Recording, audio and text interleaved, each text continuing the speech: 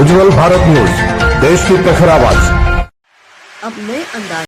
नमस्कार, उज्जवल भारत न्यूज पे आप सभी का स्वागत है। जगन्नाथ जी का रथ यात्रा यानी बहुत ही बड़ा एक उत्सव की तरह पूरा देश भारत मनाने जा रहा है। आज वलसाड़ में भी लगभग दोपहर को 12:30 बजे के करीब जगन्नाथ जी का रथ यात्रा शुरू होगी। और इतिहास के पन्नों को अगर पलटा जाए तो ये हम हर साल देखा गया है कि उड़ीसा के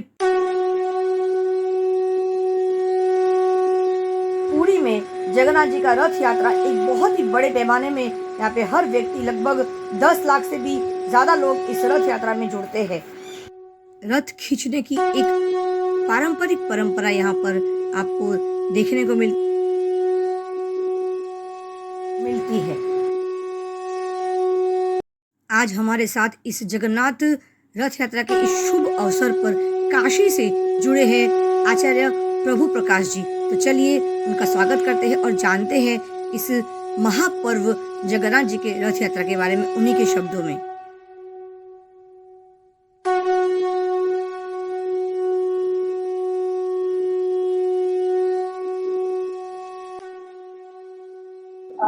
नमस्कार। सबसे पहले तो मैं आपका स्वागत करती हूँ हमारे इस उज्जवल भारत न्यूज चैनल के ऑनलाइन प्लेटफॉर्म में। सबसे पहले आप अपना परिचय दीजिए और हम लोग आज बात करेंगे जगन्नाथ जी यात्रा के बारे में और सनातन धर्म के बारे में। हमारा जो विषय है जगन्नाथ जी का यात्रा और रथ यात्रा और विशेष विषय है सनातन धर्म के ऊपर आज हम लोग चर्चा करने वाले हैं। पहले आपका परिचय दीजिए। बहुत बहुत धन्यवाद आपने अपने इस प्लेटफॉर्म पर सनातन धर्म और जगन्नाथ यात्रा से जुड़े हुए तथ्यों पर जो शास्त्रीय पक्ष है उसके विषय पर आपने हमें बोलने का अवसर दिया और बहुत बहुत धन्यवाद क्योंकि आप पता नहीं किस माध्यम से आप आचार्य प्रभु जी पेज से जुड़े और फिर आप यहाँ जुड़ी। मुझे बहुत अच्छा लगा। मेरा परिचय वर्तमान में मैं मोक्ष धाम गया जी जो बिहार प्रदेश में है और मूलतः मैं मोक्ष धाम गया जी से बिलोंग करता हूँ और काशी में पठन पाठन हुआ। संस्कृत का जो प्रारंभिक शिक्षा हुई और उच्च स्तरीय शिक्षा हुई वो संस्कृत का जो वेदांत है, दर्शन है, पुराण है, व्याकरण है और तमाम जो षडंग हैं उससे जुड़े हुए विषय से हमने उच्च शिक्षा प्राप्त किया और वर्तमान में अभी भी काशी में मैं अध्ययनशील हूँ और सनातन के एक प्रवक्ता के रूप में सनातन धर्म के प्रचार प्रसार में निरंतर सेवा प्रदान कर रहा हूँ। मेरा नाम आचार्य प्रभु प्रकाश हुआ।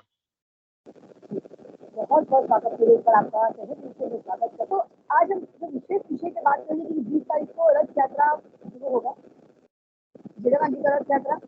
आज जगन्नाथ जी 4 धामों में से एक माना जाने वाला एक जो पवित्र धाम है। मान्यता ये है, कहा जाता है कि विष्णु जी के कृष्णा के जो हृदय है आज भी धड़कता है उनके जगन्नाथ जी के मंदिर में। ये बिल्कुल सच है। तो उसके बारे में कुछ बताइए, जो जगन्नाथ जी का रथ यात्रा उसका महत्व है उसके लिए बताइए। उसके बाद हम जी बहुत अच्छा प्रश्न किया जो कि वर्तमान के संदर्भ में ये बहुत प्रासंगिक भी है। बहुत इस प्रश्न का रेलेवेंस है। आपके जितने भी श्रोता वर्ग हैं ये जरूर जानना चाहते होंगे आखिर जगन्नाथ यात्रा या जगन्नाथ जी ये जो मंदिर है या हमारे इस विश्व में ये पूरे जगत में जगन्नाथ जी का बड़ा महत्व स्थान है, महत्वपूर्ण स्थान है। मैं इसके इतिहास में अगर जाऊं तो यह इतिहास आज नहीं, आज से 4000 वर्ष पूर्व जब बताया जाता था त्रेता त्रेता से पहले जो हो सतयुग जब था, सतयुग में भी तमाम पुराण में हमारे यहाँ जो प्राचीन शास्त्र हैं, धर्म शास्त्र हैं, जिसमें भागवत महापुराण है, अष्टादश पुराणों में एक है, उसमें जगन्नाथ जी से जुड़े हुए जगन्नाथ जी का जो स्तोत्र है और जब भगवान जगन्नाथ जी की कैसी रथ यात्रा, जगन्नाथ जी का उद्भव, जगन्नाथ जी के पीछे एक जो कथा है। हमारे यहाँ जितने भी शास्त्र हैं वो दरअसल शास्त्र केवल केवल कल्पना नहीं, कपोल कल्पना नहीं, अपितु वस्तुतः सच्चाई पटी की हुई कथानक है।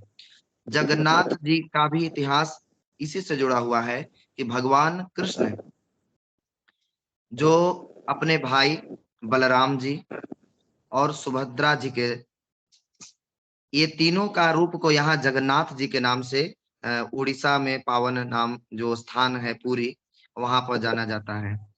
अच्छा, जगन्नाथ दरअसल भगवान विष्णु का ही एक रूप है। भगवान विष्णु स्वयं भगवान कृष्ण जो है वो वहां जगन्नाथ के रूप में विराजते हैं। कहीं आप गुजरात से हैं तो वहां द्वारिकाधीश के रूप में विराजते हैं। वृंदावन में रास रचैया के रूप में बिहारी लाल के बांके बिहारी के रूप में विराजते हैं। वैसे ही भगवान जो कृष्ण है वो वहां जगन्नाथ के रूप में विराजते हैं। जगन्नाथ यात्रा बहुत ही प्राचीन है। प्राचीन से अभिप्राय यह है कि यह आज का नहीं, तमाम यह जगन्नाथ यात्रा केवल और केवल एक सामान्य यात्रा या मेला नहीं, मैं कहूंगा एक भारत की अपनी एक प्राचीन विरासत, एक प्राचीन ट्रेडिशनल को लेते हुए आज आ रही है। क्योंकि भारत की पहचान ही भारत की संस्कृति से है, भारत का संस्कृत से है और आध्यात्मिक परंपरा से है। भारत की पहचान आधुनिकता से नहीं अपितु प्राचीनता से है। संस्कृति में पलने वाला यह देश है। संस्कृति को अपने हृदय पर धारण करने वाला यह देश है। संस्कृति के लिए प्राण न्यौछावर करने वाला यह देश है। एक जमाने में सुभद्रा कुमारी चौहान की कविता है कि सखे वह कहो कौन सा देश कि जो सब देशों सिरमौर, जहां गंगा यमुना की बहती धार, की जिसे भरा बुध ने गोद, जहां गांधी जी का अवतार, वह है भारत देश महान।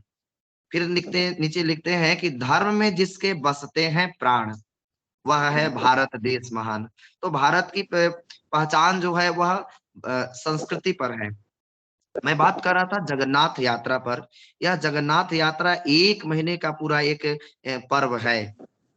अगर पूरे महीने को जोड़े तो 1 महीने का यह पर्व है। अभी आने वाला 20 जून को 20 जून को रथ यात्रा, जो विश्व प्रसिद्ध यात्रा है, जहां स्वयं भगवान जो हैं वह गुडीचा मंदिर, ऐसा माना जाता है कि वह उनका ससुराल है, और वह गुडीचा मंदिर प्रस्थान करते हैं 19 से या 20 तारीख 20 जून को ऐसे है। तो उस यात्रा के क्रम में विश्व के, दुनिया के, अपने आप में यह एक अद्भुत यात्रा होती है। भगवान जगन्नाथ की यात्रा, जिसमें 3 रथ बनाए जाते हैं, ये तो जगजाहिर है। स्वयं बलराम जी और स्वयं भगवान जगन्नाथ के रूप में उस काष्ठ प्रतिमा में विराजते हैं। और एक और आश्चर्य की बात है कि इस कलयुग में जगन्नाथ साक्षात देवता हैं। इतने ही जान जाइए।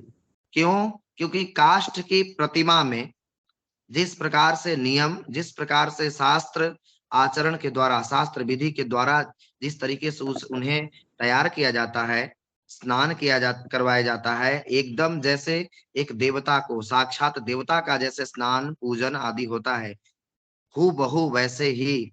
इसी कारण है जगन्नाथ हमारे इस कलयुग के साक्षात देवता के रूप में विराजते हैं। जी।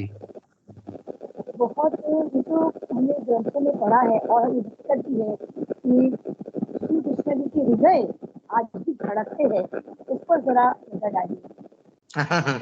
हाँ, दरअसल इसके पीछे भी हालांकि कई कथानक भी हैं। भक्त हृदय जो हैं अपने अपने विचार से भी कथानक को लिखते हैं, लेकिन शास्त्रीय प्रमाण ये भी है कि भगवान जगन्नाथ जी का हृदय जो है वह कोई सामान्य नहीं। जब भगवान द्वापर में कृष्ण के रूप में थे, द्वारिकाधीश के रूप में थे, जब इस कृष्ण लीला जब समाप्ति की अवस्था थी, तो भगवान का जब क्योंकि वह कृष्ण थे भले ही भगवान, किंतु वह इंसान के रूप में उनका अवतार हुआ था।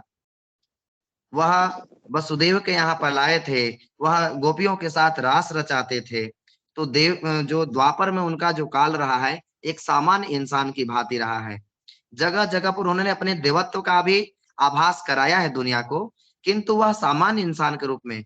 तो उनका कहा जाता है कि जब उनका जाने का अवस्था हुई, जब उन्हें जाने की हुआ काल, जब विष्णु के द्वारा निर्देश प्राप्त हुआ, या स्वयं विष्णु ही तो आए थे कृष्ण के रूप में, जब लगा कि अब इस समय अब हमारी लीला समाप्त हो रही है, अब समय पूर्ण हो गया, अब हमें वैकुंठ धाम जाना है, ऐसी अवस्था में ऐसा कथानक आता है शास्त्रों में कि वह शरीर को त्यागते हैं। ऐसी अवस्था में उनके जो हृदय है, उस हृदय प्रदेश को जो है वहीं स्थापित कर दिया जाता है।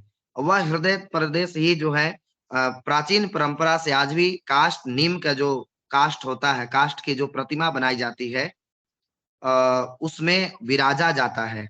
वह हृदय आज भी वैसे ही है जैसे तब के कृष्ण का हृदय धड़कता था, वैसे भी बड़े-बड़े डॉक्टर आज भी जब जाते हैं, हालाँकि इसी कारण बहुत ही सतर्कता से काष्ठ की प्रतिमा जो मूर्ति बनाई जाती है, उसमें भगवान के हृदय को रखा जाता है।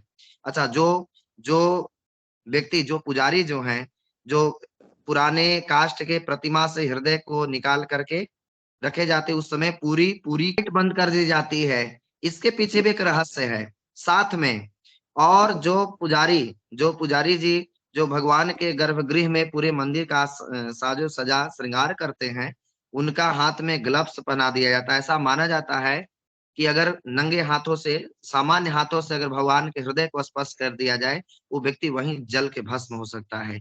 इतना तेज उसमें उस हृदय में है। तो बहुत ही सहूलियत के साथ और ग्लव्स आदि पहन करके आँख पर पट्टी लगा करके पुजारी को उस पुराने नीम के काष्ठ के जो मूर्ति है उससे निकाल कर भगवान के नए मूर्ति में प्रतिस्थापित किया जाता है।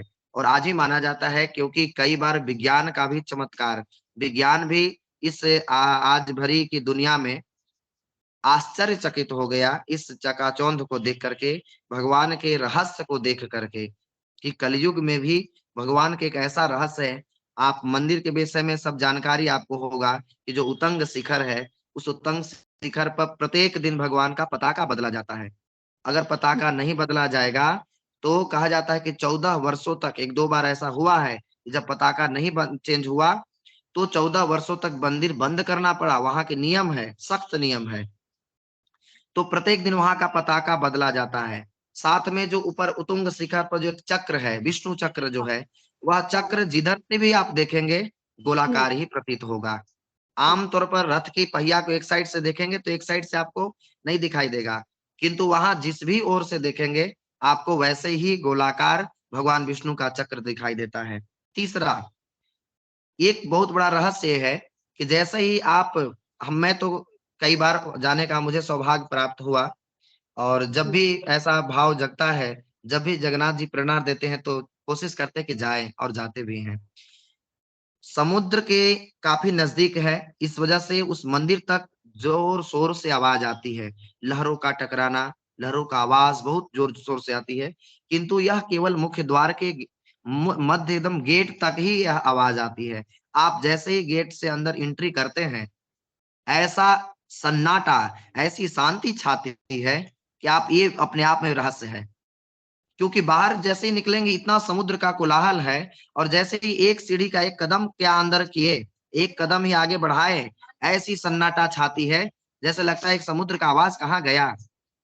तो ऐसे कई रहस्यों से भरा हुआ जगन्नाथ जी का मंदिर है, जो आज के हर एक भक्तों को, हर एक श्रद्धालुओं को ऐसे दिव्य मंदिर का, ऐसे दिव्य जगन्नाथ और तीसरा चीज़ है भगवान का वहाँ प्रसाद की महिमा, अद्भुत। जगन्नाथ का भात जगत पसारे हाथ, ऐसा कहावत है, लोकोक्ति भी है कि जगन्नाथ जी का भात जो चावल का प्रसाद होता है, ओदन प्रसाद, वह ओदन प्रसाद का ही वहाँ भोग लगाया जाता है। इसी कारण हमारे यहाँ जो अन्न देवता हैं, चावल हैं, गेहूँ, आटा बनता है, उनको जगन्नाथ प्रसाद कहा जाता है। क्योंकि यह जगन्नाथ जी को भगवान कृष्ण के अति प्रिय भोजन था। जगन्नाथ जी के रूप में जब भगवान आए थे, तो इसी कारण वहाँ भी आज भी भगवान का प्रसाद जो है, वो हांडी में एक तल पर दूसरे तल पर लगाते-लगाते करीब 20-25 हांडी लगाया जाता है। ये भी आश्चर्य का ही विषय है। आमतौर पर जो अग्नि का सबसे नज़दीक रहता है, सबसे पहले तो उसे ही सींचना चाहिए, सिंचन होना चाहिए। किंतु यह भी एक विज्ञान का एक चमत्कार ही कहिए कि सबसे ऊपर वाले भाग पहले खौल जाता है, पहले चावल सिज जाता है, नीचे वाला भाग सबसे अंतिम उतरता है, जो कि ऐसा आमतौर पर होता नहीं है, किंतु वहाँ ये संभव है। तो जगन्नाथ जी का प्रसाद की भी बहुत महिमा है। कदाचित कालिंदी तट विपिन संगीत करबो मुदा भीरी नारी वदन कमला स्वाद मधुपः रमा शंभु ब्रह्मा सुरगण देवासित पदो जगन्नाथ स्वामी नयन पथगामी भवतु में। तो नयन पथगामी भवतु में, हे भगवान, हे जगन्नाथ जी, हमें आप नयन के पथगामी बने, आप हमारे मार्गदर्शक बने। वैसे ही जैसे आप कदाचित कालिंदी तट विपिन संगीत करवो, कभी आप कदाचित कालिंदी के तट पर, यमुना के तट पर जैसे आप भ्रमण करते थे, वैसे ही आप हमारे हृदय रूपी गुफा में आप भ्रमण करें और हमें मार्गदर्शन प्रदान करें। जो करते हैं हम लोग मूर्ति को, तो कितने वर्षों के अंतराल में होता है और कितने ही वर्षों के अंतराल में क्यों किया, उसकी विशेषता क्यों, प्रश्न ये है कितने ही वर्षों के बाद अंतराल क्यों? आमतौर पर ऐसे तो बताया जाता है शायद 12 वर्षों में यह जो काष्ठ की जो मूर्ति है, 12 या 14 वर्ष, अब मैं थोड़ा क्लियर नहीं अभी कर पा रहा हूँ। जैसा कि गुरुजनों के द्वारा मैंने सुना है, यह काष्ठ की मूर्ति को बदला जाता है। और इस वर्ष बहुत सौभाग्य है, संयोग है कि इस वर्ष जो है काष्ठ की मूर्ति यह नीम का वृक्ष से बनाया जाता है। बताया जाता है कि स्वयं भगवान विश्वकर्मा ने प्रथम बार निर्माण किया था स्वयं, क्योंकि रात भर उस मंदिर में कुछ नहीं था, गर्भगृह में कुछ नहीं था। अचानक से रात्रि में भगवान, जो वहां के जो जगन्नाथपुरी के जो राजा थे, वह प्रतीक्षा में थे, वह प्रयासरत थे कि कैसे यह मंदिर का निर्माण हो, कैसे भगवान अवतार करें। और माना जाता है कि कोई न कोई वहां पर कारपेंटर गया था, न ही कोई मिस्त्री गया था, स्वयं विश्वकर्मा ने प्रथम बार उस मूर्ति का निर्माण कराया था। इसके पीछे ये भी कारण है, नीम की कास्ट के प्रति भी कारण है, साथ में हमारे यहाँ आध्यात्मिक कारण देखेंगे तो 12 वर्षों में एक सौर वर्ष होता है। तो सौर वर्ष के बाद हमारे यहाँ बदल जाती है समय रेखा, समय सीमा। इस वजह से भी जो है हमारे यहाँ एक कहा जाता है कि 12 वर्षों में एक युग बदल जाता है। तो इस वजह से जो है उनकी प्रतिमा का भी चेंजिंग होता है, परिवर्तन होता है। और भी कई इसके पीछे कारण हैं, क्योंकि कई इसके पीछे कारण बताए जाते हैं, शास्त्रों में भी एक दो जगह ऐसी चर्चाएं आई है। तो अभी जानकारी में मुझे यही प्राप्त हो रहा है। अच्छा, देखिए रथ खींचना एक सौभाग्य की बात होती है। जगन्नाथ जी का रथ को खींचना, को छूना भी लोग सौभाग्य समझते हैं। तो इसके पीछे का जो हमारे जो वैदिक कारण है, जो हमारे ग्रंथों में लिखा है, उस पर जरा नजर डाली कि हमारे दर्शक जानना चाहते, बहुत ही आतुर है। देखिए, इसका पीछे सबसे बड़ा तो पक्ष देखेंगे भक्ति पक्ष, क्योंकि सबसे मूल पक्ष है इसका भक्ति पक्ष। हम सब जानते हैं कि जब हमें पिता जब गोद में खिलाते हैं कितना हमें आनंद आता है। अच्छा, जब पुत्र जब पिता की जब वृद्धावस्था में जब पुत्र जब लाठी को पकड़ा के चलाता बढ़ाने की कोशिश करता है, उनको सहयोग प्रदान करता है, उनको इतना आनंद प्राप्त होता है उन वृद्ध पिता को। वैसे ही परमात्मा को झूला झुलाना, परमात्मा को रथ की सवारी को खींचना, घोड़ों से नहीं, स्वयं अपने परिश्रम से, स्वयं अपनी शक्ति से, यह भक्तों के हृदय के लिए अपने आप में एक बहुत बड़ा सौभाग्य माना जाता है कि स्वयं आज जगन्नाथ जो है, जीव जो है, वो जगदीश जो है, वो स्वयं जीव के द्वारा खेले जा रहे हैं, जीव के द्वारा, जो कि वह स्वयं जगत नियंता है।